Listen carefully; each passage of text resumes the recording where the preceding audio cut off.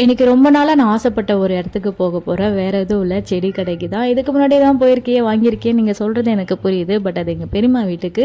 எனக்கு எங்கள் வீட்டுக்கு வாங்கலாம்னு சொல்லிட்டு போயாச்சு. இன்டோர் பிளான்ட்ஸ் தான் பார்க்கலாம்னு சொல்லிட்டு போயிருந்தோம். அங்கே போனால் ஏகப்பட்ட வெரைட்டி செடியில் இருக்கோ இல்லையோ நிறைய தொட்டிங்க கலெக்ஷன் இருந்தது. துளசி மாடல்லாம் இருந்தது. அதெல்லாம் பார்க்கும்போது என்ன என்ன ஐட்டங்களும் அப்படிதான் இருந்தது. நல்லா பெரிய இடம், நிறைய மரங்க செடிங்கன்னு எல்லா வகைக்குமே இருந்தது.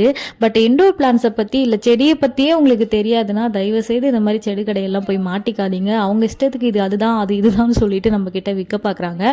எல்லா இடமும் அப்படியான்னு தெரியல, இந்த இடத்துல அப்படி தான் இருந்தாங்க.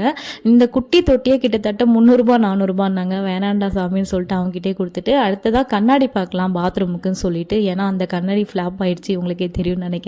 ஸோ அதை செக் பண்ணிவிட்டு அப்படியே வந்து சூப்பர் மார்க்கெட்டும் போயாச்சு. சில பல ஐட்டங்கள்லாம் வாங்கிட்டு அப்படியே பானிபூரியும் சாப்பிட்டுட்டு வீட்டுக்கு போயாச்சு. இந்த வீடியோவில் நேரம் பார்த்ததுக்கு நன்றி. டாட்டா.